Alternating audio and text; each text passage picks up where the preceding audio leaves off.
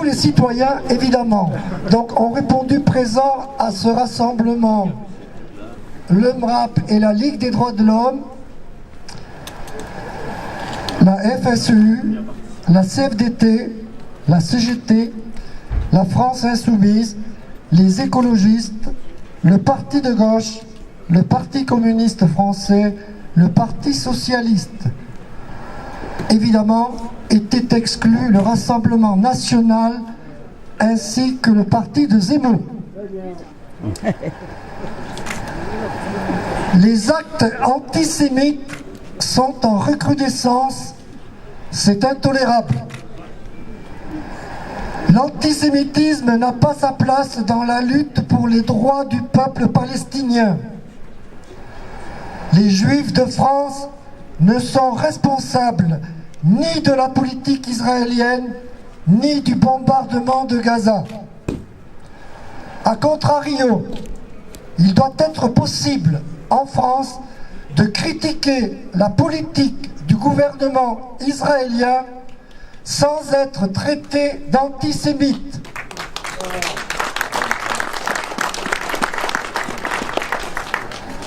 Le conflit israélo-palestinien ne repose pas fondamentalement sur des bases ethniques et ou religieuses. C'est avant tout un conflit politique, territorial et colonial. Son origine, l'occupation d'un territoire et la poursuite de la colonisation par Israël. Tout acte raciste, antisémite et ou anti-musulman doit être combattu et condamné. Nous saluons le courage des pacifistes israéliens qui soutiennent le peuple palestinien. Ils sont l'honneur d'Israël et de tous les pacifistes juifs et arabes qui maintiennent le dialogue entre ces deux peuples sémites.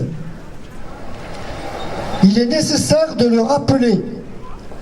Nous dénonçons avec fermeté les tueries injustifiables commises par le Hamas envers les 1400 victimes israéliennes innocentes, ainsi que la prise d'otages. Nous dénonçons tout autant les tueries inqualifiables commises par Israël sur des milliers de Palestiniens innocents, dont de nombreux enfants. Le Hamas n'est en rien un mouvement de libération, mais un mouvement terroriste. La riposte décidée par le gouvernement d'extrême droite de Netanyahou, qui frappe inconditionnellement la population civile de Gaza, est devenue une punition collective. Il faut le réaffirmer avec force. La lutte contre l'antisémitisme et toutes les formes de racisme, dont le racisme anti-arabe et anti-musulman, n'appartient à personne en particulier, et surtout pas à l'extrême droite, qui fonde son action politique sur le rejet des différences. Contrairement au dire de Bardella, Le Pen, fondateur du Front National, devenu Rassemblement National, a bien été condamné plusieurs fois par la justice pour ses propos antisémites, ainsi que Zemmour. On ne doit pas faire du combat contre l'antisémitisme un combat raciste contre les Français musulmans, rappelle Olivier Faure. La lutte est pleinement universelle et doit être le combat de chacune et de chacun, sans distinction aucune. En ces temps où la parole est elle aussi une arme et où l'émotion a pris le pas sur la raison, il faut militer pour ce qui nous rassemble et non ce qui nous divise, sans laisser passer aucun discours de haine. Entretenu par la dérive d'un islamisme politique qui punit les juifs pour les actes d'un gouvernement israélien que beaucoup ne cautionnent pas, l'antisémitisme est à combattre sans relâche. Il nous faut plus que jamais refuser toute généralisation ou récupération et nous acharner à tisser solidement les fils ténus du dialogue et de l'espoir. Nous faisons nôtres les paroles du recteur de la Grande Mosquée de Paris. Oui, c'est l'heure du choix, pas entre les musulmans et les juifs, pas entre Israël et un État palestinien dont l'édification apparaît plus que jamais urgente. Non, il faut choisir entre l'humanisme et l'horreur. S'adressant à ses lecteurs noirs, Frantz Fanon affirmait « Quand vous entendez dire du mal des Juifs, dressez l'oreille, on parle de vous. Lorsque la fraternité est mise à mal, c'est la République tout entière qui est menacée. Réanimer l'esprit des Dreyfusards est urgent. Agissons, protestons.